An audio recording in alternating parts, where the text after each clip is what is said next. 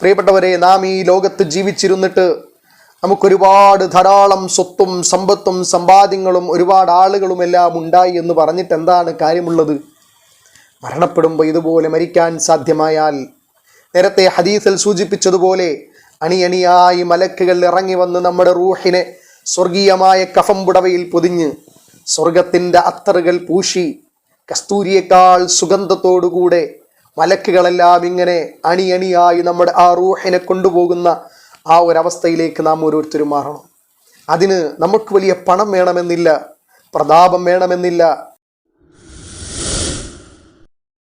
അസ്സലാമു അലൈക്കും വറഹ്മത്തുള്ളാഹി വബറകാതുഹു. അൽഹംദുലില്ലാഹി വകഫാ വസലാമുൻ അലാ ഇബാദിഹില്ലദീന ഇസ്തഫാ അമ്മാ ബഅദ്.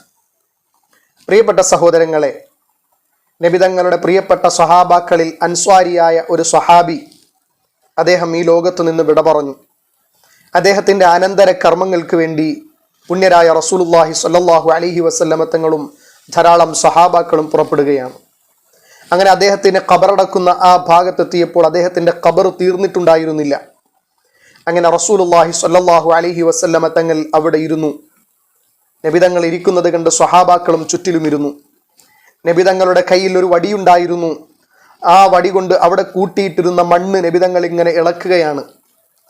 ദീർഘനേരം, ഒരുപാട് സമയം ഹബീബായ റസൂലുള്ളാഹി സ്വല്ലല്ലാഹു അലൈഹി വസല്ലമ തങ്ങൾ ഇങ്ങനെ കുനിഞ്ഞിരുന്ന് ആ മണ്ണിലേക്ക് നോക്കിയിട്ട് തൻ്റെ വടി കൊണ്ട് ഇങ്ങനെ ഇളക്കുകയാണ്. ഏറെ സമയം കഴിഞ്ഞപ്പോൾ നബിതങ്ങൾ തല ഉയർത്തിയിട്ട് പറഞ്ഞു, ഇസ്തഈദു ബില്ലാഹ് മിൻ അദാബിൽ ഖബർ. ഖബർ ശിക്ഷയെ തൊട്ട് നിങ്ങൾ അള്ളാഹുവിനോട് കാവൽ തേടിക്കൊണ്ടേയിരിക്കണമെന്ന് നബിതങ്ങൾ പറയുകയാണ്. ഒന്നല്ല, രണ്ടല്ല, മൂന്നല്ല, മിറാറൻ, പലതവണ ഹബീബായ തങ്ങൾ സല്ലല്ലാഹു അലൈഹി വസല്ലമ തങ്ങൾ ഇങ്ങനെ പറയുകയാണ്. തുടർന്ന് നബിതങ്ങൾ പറയുന്നു സല്ലല്ലാഹു അലൈഹി വസല്ലം, ഒരു സത്യവിശ്വാസിയായ ഒരു മനുഷ്യൻ്റെ റൂഹ് പിടിക്കാൻ, അതല്ലെങ്കിൽ അവൻ്റെ ഈ ലോകത്തെ ജീവിതം അവസാനിക്കുമ്പോൾ അവൻ്റെ റൂഹിനെ ഏറ്റുവാങ്ങുവാൻ പാനലോകത്ത് നിന്നും മലക്കുകൾ പറന്നിറങ്ങും. അവരുടെ കയ്യിൽ സ്വർഗത്തിൻ്റെ അത്തറുകളും സ്വർഗത്തിൻ്റെ കഫൻ തുണിയും ഉണ്ടാകും. മലക്കുകൾ അണിയണിയായി ആ മനുഷ്യൻ്റെ സമീപത്തേക്ക് വരും. ആ മലക്കുകളുടെ വെളുത്ത മുഖം സൂര്യനേക്കാൾ പ്രകാശിക്കുന്നതായിരിക്കും.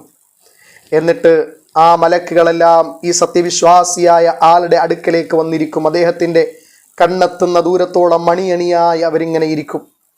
എന്നിട്ട് അസ്റായിൽ അലൈഹിസ്സലാത്തു വസ്സലാമ ഇദ്ദേഹത്തിൻ്റെ തലയുടെ ഭാഗത്ത് വന്നിരുന്നിട്ട് പറയും, അള്ളാഹുവിൻ്റെ റഹ്മത്തിലേക്കും അള്ളാഹുവിൻ്റെ മഗ്ഫിറത്തിലേക്കും നിങ്ങൾ പ്രവേശിച്ചു കൊള്ളുക.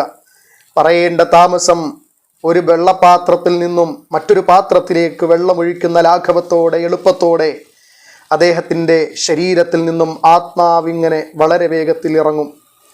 അങ്ങനെ ആ ആത്മാവിനെ സ്വർഗത്തിൽ നിന്ന് കൊണ്ടുവന്ന ആ കഫൻ തുണിയിൽ പൊതിഞ്ഞ് സ്വർഗത്തിൻ്റെ അത്തറുകൾ പൂശി അദ്ദേഹത്തിനെ ഇങ്ങനെ എടുക്കുന്ന സമയത്ത്, റൂഹ് ഇങ്ങനെ കൊണ്ടുപോകുന്ന സമയത്ത് ആ അണിയണിയായിരുന്ന മലക്കുകളെല്ലാം എഴുന്നേറ്റ് ആ റൂഹിനെയും ഉയർത്തി അതിൻ്റെ പിന്നാലെ അവരിങ്ങനെ സ്വർഗത്തിലേക്ക് കൊണ്ടുപോയിക്കൊണ്ടേയിരിക്കുമെന്ന് സല്ലല്ലാഹു അലൈഹി വസല്ലമ തങ്ങൾ പറയുന്നു. ആ സുഗന്ധം കസ്തൂരിയേക്കാൾ സുഗന്ധമാണ്. എന്നിട്ട് ഓരോ ആകാശത്തിൻ്റെ വാതിലുകളും കയറുമെന്നാണ്. പ്രിയപ്പെട്ടവരെ, ഹദീസ് ദീർഘമാണ്.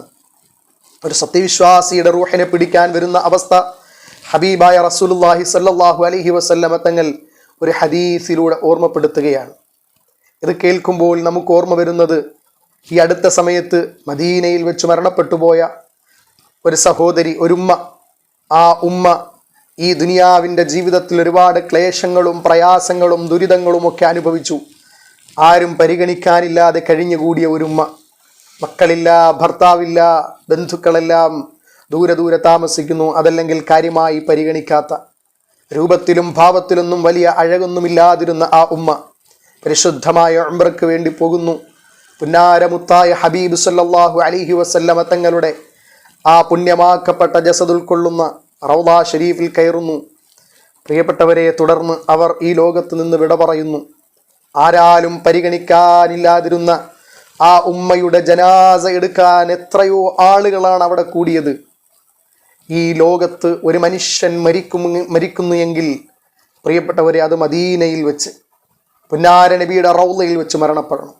ഖബറടക്കുന്നെങ്കിൽ അതേ ആ പുണ്യ റസൂൽ സല്ലല്ലാഹു അലൈഹി വസല്ലമ തങ്ങളുടെ നോട്ടമെത്തുന്ന ആ ജന്നത്തുൽ ബഖീഇൽ, അവിടെ ഖബറടക്കണം അബൂബക്കറും ഉമറും ഉസ്മാൻ റളിയല്ലാഹു അൻഹു.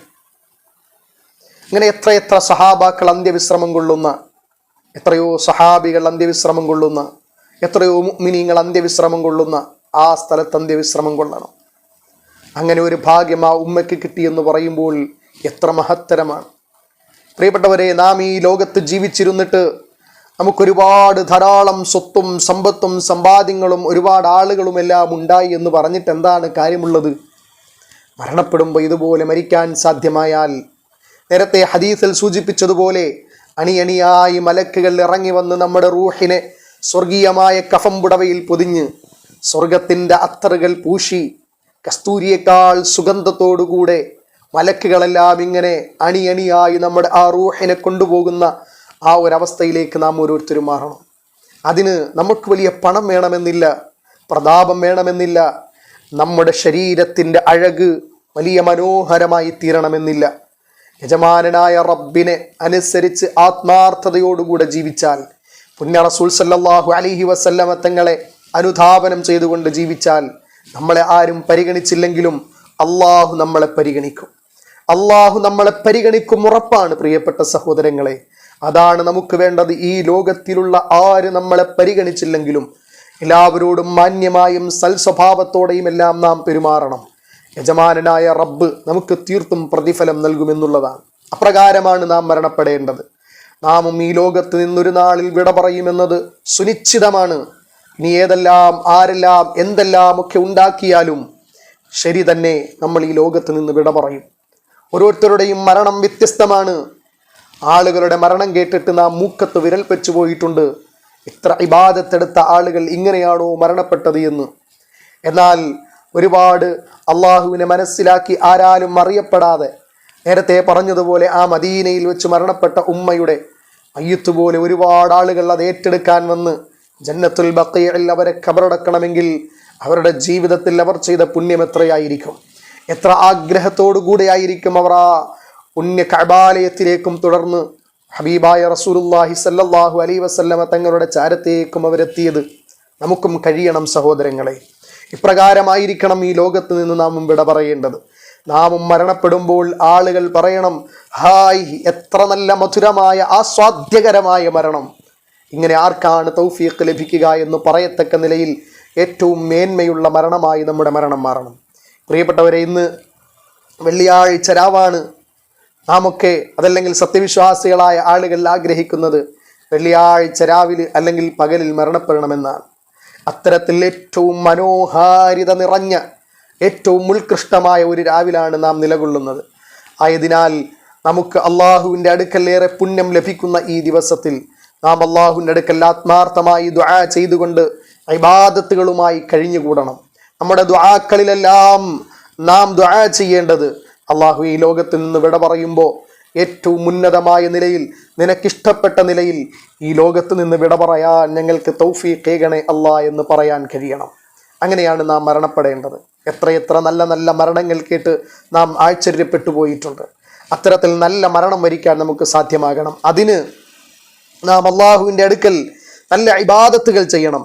സൃഷ്ടികളോടുള്ള ബാധ്യതകൾ പരിപൂർണമായും പൂർത്തീകരിക്കണം. നമ്മുടെ നാവ്, നോട്ടം, ഇടപെടൽ, കേൾവി, സംസാരം, അതോടൊപ്പം തന്നെ നമ്മുടെ പ്രവർത്തനങ്ങൾ ഇതെല്ലാം മെച്ചമായിരിക്കണം. അതിനോടൊപ്പം തന്നെ നാഥനായ റബ്ബിനോടുള്ള പെരുമാറ്റം, ഇബാദത്തുകളുടെ വിഷയം, അള്ളാഹു പാലിക്കാൻ പറഞ്ഞവകൾ പാലിച്ചുകൊണ്ട്, നിരോധിക്കാൻ പറഞ്ഞവകളൊക്കെ നിരോധിച്ചുകൊണ്ട്, അള്ളാഹുവിനെ ലക്ഷ്യം വെച്ചുകൊണ്ട് അള്ളാഹുവിൻ്റെ പ്രീതി കരസ്ഥമാക്കി മരണപ്പെടുന്ന സമയത്ത് ലാ ഇലാഹ ഇല്ലല്ലാഹ് പറഞ്ഞ് കലിമ ചൊല്ലി മരിക്കാൻ നാം ഓരോരുത്തരും പ്രാപ്തരാകണം. അത്തരത്തിൽ ഇബാദത്തുകൾ ചെയ്ത് മരണം വരിക്കാൻ അള്ളാഹു നമുക്കെല്ലാം തൗഫീഖ് നൽകി അനുഗ്രഹിക്കുമാറാകട്ടെ.